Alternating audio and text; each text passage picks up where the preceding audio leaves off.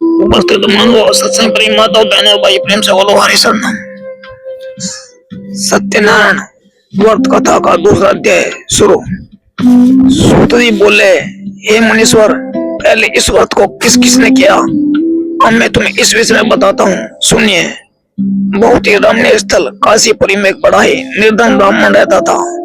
वह भूख प्यास से दुखी यहाँ वहां भटक भिक्षा मांगकर अपना पेट भरता था। इस ब्राह्मण को दुखी देखकर ब्राह्मणों से प्यार करने वाले भगवान विष्णु बड़े व्यथित हुए।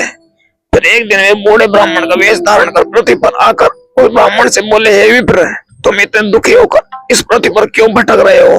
कृपा कर मुझको अपनी विपदा बताओ। ब्राह्मण बोला, है बंधु, मैं अत्यंत ही निर्धन और दुखी हूँ। क्या आप इस निर्धनता से मुक्त होने का कोई उपाय जानते हैं? यदि जानते हैं तो कृपा कर मुझको बताएं, मैं वह उपाय अवश्य करूंगा ताकि मुझे इस कष्टपूर्ण जीवन से मुक्ति मिले। बूढ़े ब्राह्मण ने कहा, सत्यनारायण स्वरूप भगवान विष्णु सबको मनचाहा फल देने वाले हैं। अतः विप्र, तुम उन्हीं का उत्तम व्रत पूजन करो। भगवान सत्यनारायण का व्रत व पूजन करने से मनुष्य के सब दुख दूर हो जाते हैं। हे भगवान, गरीब ब्राह्मण ने कहा, कृपया मुझे इस व्रत का विधि विधान बताएं। आपके अनुसार मैं उत्तम फल प्रदान करने वाले इस व्रत को अवश्य ही करूंगा। बूढ़े ब्राह्मण वेशधारी भगवान विष्णु ने उसे सत्यदेव भगवान के व्रत पूजन का विधान बताया और अंतर्ध्यान हो गया।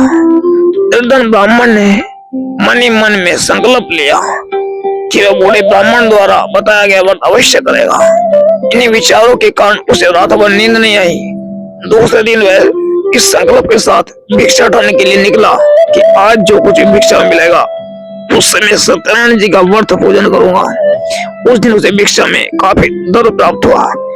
उसी से ब्राह्मण ने अपने बंधु बांधवों से श्री सत्यनारायण भगवान का व्रत किया। व्रत के प्रभाव और भगवान सत्यदेव की कृपा से वह संपत्तिवान हो गया। तब से उस ब्राह्मण ने प्रति माह व्रत रखना प्रारंभ कर दिया और अंत में सब पापों से मुक्त हो मोक्ष को प्राप्त हुआ। हे विप्रो, इस प्रकार पृथ्वी पर जो कोई भी श्रद्धा पूर्वक इस व्रत को करेगा उसके सभी दुख दूर होंगे। श्रीमन नारायण जी ने यह वचन नारद जी से कहे थे। अब आप लोग बताइए कि और क्या जानने की इच्छा है? तब ऋषि उन्होंने पूछा, हे सूत जी, अब यह बताएं कि आगे चलकर ब्राह्मण के बाद किस किस ने इस व्रत को किया? ये जानने की हमारी प्रबल इच्छा है। सूत जी बोले, उस ब्राह्मण से सुनकर आगे ये व्रत किन किन लोगों ने किया यह भी ध्यान पूर्वक सुनो। वह ब्राह्मण धनधान्य से भरपूर होकर एक बार व्रत कर रहा था कि एक लकड़हारा आया। लकड़ी का बोझ बाहर रखकर वह प्यास बुझाने के उद्देश्य से ब्राह्मण के घर में गया। वहां उसने ब्राह्मण को देखा जो अपने बंधु बांधवों सहित भगवान श्री सत्यनारायण का व्रत और पूजन कर रहा था।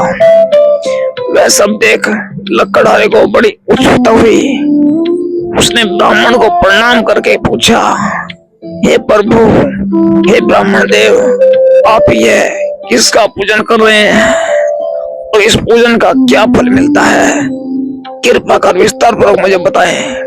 ब्राह्मण बोला, है भाई लकड़हारे, ये हम भगवान सत्यनारायण का व्रत और पूजन कर रहे हैं। सत्यदेव भगवान का ये व्रत सभी मनोरथों को सिद्ध करने वाला और शुभ फलदायी है।